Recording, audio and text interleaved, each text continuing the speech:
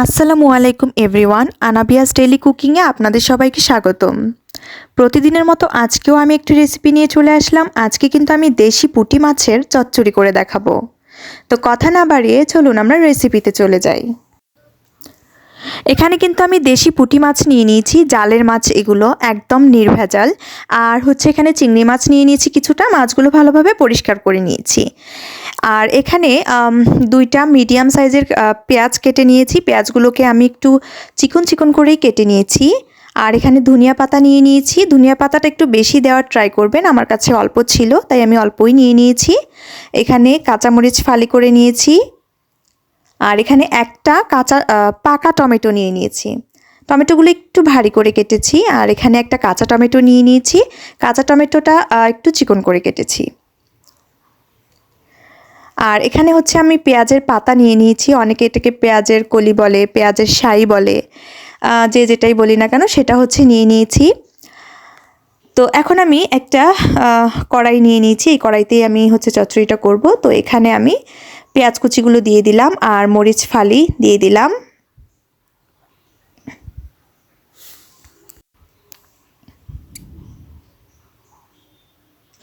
তো এখন আমি এর মধ্যে একে একে মশলাগুলোকে অ্যাড করে দিব। প্রথমে আমি এখানে স্বাদ মতো লবণ দিয়ে দিচ্ছি, তারপর পরিমাণ মতো হলুদের গুঁড়া দিয়ে দিলাম, পরিমাণ মতো ধনিয়া আর জিরার গুঁড়াও দিয়ে দিলাম। এখন আমি এর মধ্যে সাদা তেল দিয়ে দিব।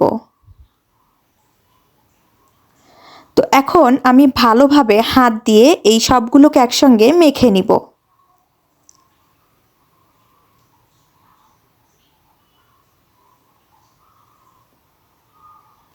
মাখানো হয়ে গেলে এখন আমি এর মধ্যে মাছগুলোকে দিয়ে দিলাম, মাছগুলো দিয়ে আবারও মেখে নিচ্ছি।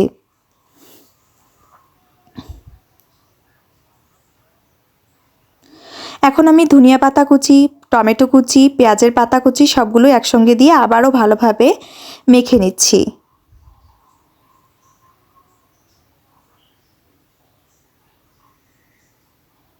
সবগুলো একসঙ্গে মাখানো হয়ে গেলে এখন আমি এর মধ্যে পানি অ্যাড করে দিব। আমি জাস্ট হাত ধোয়া পানিটুকুই অ্যাড করে দিব, এখানে কিন্তু বেশি পানি দেওয়া যাবে না। আপনারা দেখতেই পাচ্ছেন আমি কতখানি পানি দিয়েছি। তো যেহেতু এটা চচ্চড়ি, এই পরিমাণ পানি দিয়ে আমি এখন চুলার জালটা কিন্তু ধরিয়ে দিয়েছি। এখন আমি ঢাকনা দিয়ে পানিটা টেনে আসা পর্যন্ত রান্না করব। তো এখন আমি ঢাকনাটা উঠিয়ে নিলাম। পানিটা কিন্তু অনেকটাই টেনে এসেছে। এই পর্যায়ে কিন্তু আমি এখানে একটা কাঠের চামচ দিয়ে হালকা হাতে নেড়ে দিব, জাস্ট একটু উল্টে পাল্টে দিব। খুব বেশি নাড়াচাড়া করতে যাবেন না, তাহলে কিন্তু মাছগুলো ভেঙে যাবে। তো হালকা হাতে একটু নেড়ে দিয়ে আমি এখন ঢাকনা দিয়ে আবারও রান্না করে নিব কিছু সময়ের জন্য। তো দেখতেই পাচ্ছেন তরকারি থেকে কিন্তু তেল ভেসে উঠেছে। এই পর্যায়ে কিন্তু আমি আর ঢাকনা দিয়ে রান্না করব না, এখন আমি এইভাবে কড়াইটা ধরে একটু ঝাঁকিয়ে ঝাঁকিয়ে রান্না করে নিব। তো আমি কিন্তু এভাবে বেশ কয়েকবার ঝাঁকিয়ে ঝাঁকিয়ে নিয়েছি, কয়েক সেকেন্ড পর পরই। এবং এই পর্যায়ে চুলার আঁচটাকে কিন্তু অবশ্যই আপনারা লোয়ের থেকে একটু বেশি রাখবেন, রেখে চচ্চড়িটাকে রান্না করে নেবেন, তাহলে চচ্চড়িটা খেতে অনেক মজার হবে। আর এইভাবে কিছুক্ষণ রেখে দিবেন যাতে নিচের দিকে একটু লাগা লাগা ভাব হয়, এইভাবেই কিন্তু চচ্চড়িটা রান্না করে নিতে হবে। যখনই দেখবেন নিচের দিকে একটু লেগে লেগে যাচ্ছে, তখনই কিন্তু বুঝতে পারবেন যে চচ্চড়িটা ফাইনালি হয়ে গেছে।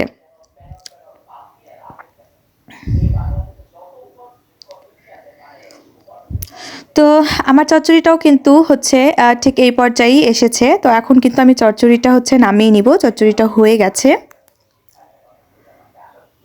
তো ভিউয়ার্স দেখতেই পাচ্ছেন দেশি পুঁটি মাছের চচ্চড়ি দেখতে কতটা লোভনীয় হয়েছে, আর খেতে তো অসম্ভব মজার। এটা তো আসলে বলার কিছুই নেই। আপনারা এটা এইভাবে আমি যেভাবে দেখালাম এইভাবেই যদি আপনারা তৈরি করে রান্না করে যদি আপনারা খান, তাহলে আপনারা বুঝতে পারবেন এটার স্বাদ কতটা মজার। তো আমি আর এটার বিষয়ে স্বাদের বিষয়ে আর কিছুই বলবো না, আপনারা জাস্ট এভাবে করে একদিন খেয়ে দেখবেন এবং আমাকে কমেন্টসে জানাবেন যে কেমন হয়েছে। তো আজকের এই রেসিপিটা আপনাদের কার কাছে কেমন লাগলো অবশ্যই কিন্তু আমাকে কমেন্টস করে জানাতে ভুলবেন না। আর আমার ভিডিওটি ভালো লেগে থাকলে একটি লাইক করে দিবেন। সবাই অনেক ভালো থাকবেন, সুস্থ থাকবেন। আল্লাহ হাফেজ।